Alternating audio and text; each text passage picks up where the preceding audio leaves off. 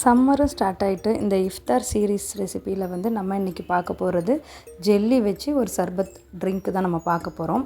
அதுக்கு வந்து முதல்ல சேமியா எடுத்துக்கோங்க. இது வறுத்த சேமியா தான். இது அப்படியே சாஃப்டாக வேக வச்சு எடுத்துக்கலாம். அப்பப்போ லைட்டாக கலந்து விட்டுக்கோங்க. இது ஒரு 5லேருந்து ஒரு 7 நிமிஷத்துக்குள்ளேயே உங்களுக்கு நல்லா வெந்துடும். இது இருக்கட்டும். இப்போ வந்து நம்ம சைனா கிராஸ்ன்னு சொல்லுவாங்கள்ல, அகர் அகர், இதை வந்து ஒரு 15 நிமிஷம் தண்ணியில் ஊற வச்சு எடுத்துக்கலாம். எப்போவுமே இதை நம்ம சோக் பண்ணிவிட்டு அதை குக் பண்ணும்போது டக்குன்னு உங்களுக்கு ஈஸியாக கரைஞ்சிரும். இப்போ ஒரு 1/2 லிட்டர் அளவுக்கு நான் தண்ணி சேர்த்துருக்குறேன். அதில் இந்த அகர் அகரை வந்து அதில் சேர்த்துட்டு கரையிற அளவுக்கு நல்லா கிளறிட்டே இருங்க. இப்போ இதுக்கு தேவையான அளவு நான் சுகர் சேர்த்துக்கிறேன். நான் ஒரு 100 கிராம் அளவுக்கு சுகர் சேர்த்துருக்குறேன். நல்லா கலந்து விடுங்க. ஒரு 10லேருந்து 15 நிமிஷம் ஆகும். இந்த அகர் அகர் நல்லா கரையட்டும். கம்ப்ளீட்டாக கரையிற அளவுக்கு வெயிட் பண்ணுங்கள். கம்ப்ளீட்டாக கரைஞ்சால் தான் உங்களுக்கு ஜெல்லி வந்து நல்லா அழகாக செட் ஆகி வரும். இப்போது உங்களுக்கு ஃபேவரட்டான ஃபுட் கலர் எடுத்துக்கோங்க.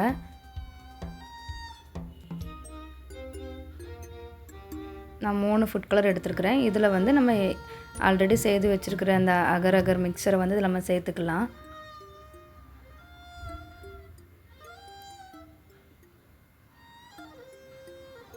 சுகர் வந்து உங்களுக்கு தேவைக்கு ஏற்ற மாதிரி நீங்கள் அட்ஜஸ்ட் பண்ணி சேர்த்துக்கோங்க. நான் இன்றைக்கி red colour, yellow and orange, இந்த 3 கலர் நான் எடுத்துருக்கிறேன்.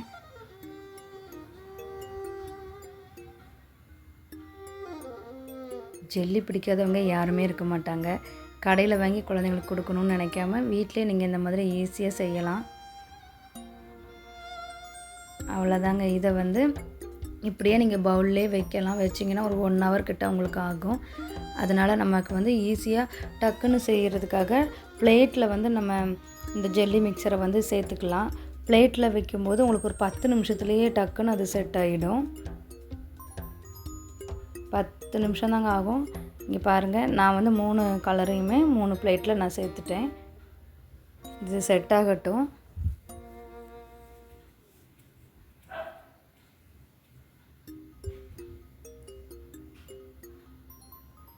அதுக்கப்புறம் அதுக்குள்ளவே நம்ம என்ன பண்ணலான்னா, சப்ஜா சீடு எடுத்து அதில் கொஞ்சமாக தண்ணி சேர்த்து அதையும் நம்ம ஊற விட்டுறலாம். இது ஒரு 5 நிமிஷத்துலேயே உங்களுக்கு ரெடி ஆகிடும். இங்கே பாருங்கள், நல்ல அழகாக சப்ஜா சீட் நல்லா தண்ணியில் ஊறி ரெடி ஆகிட்டு, இங்கே நமக்கு ஜெல்லியும் ரெடி ஆகிட்டு. இப்போ ஜெல்லியை வந்து நம்ம குட்டி குட்டி பீஸாக கட் பண்ணி எடுத்துக்கலாம்.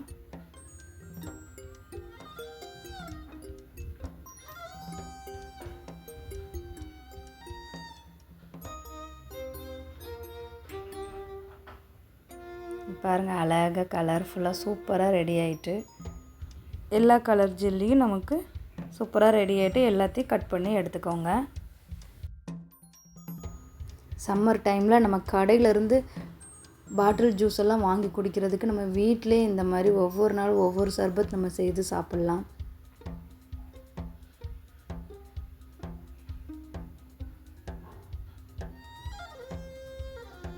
இப்போ காய்ச்சி ஆறின பால் வந்து நல்லா ஃப்ரிட்ஜில் வச்சு நல்லா அது பால் வந்து நல்லா கூலிங் பண்ணிடுங்க.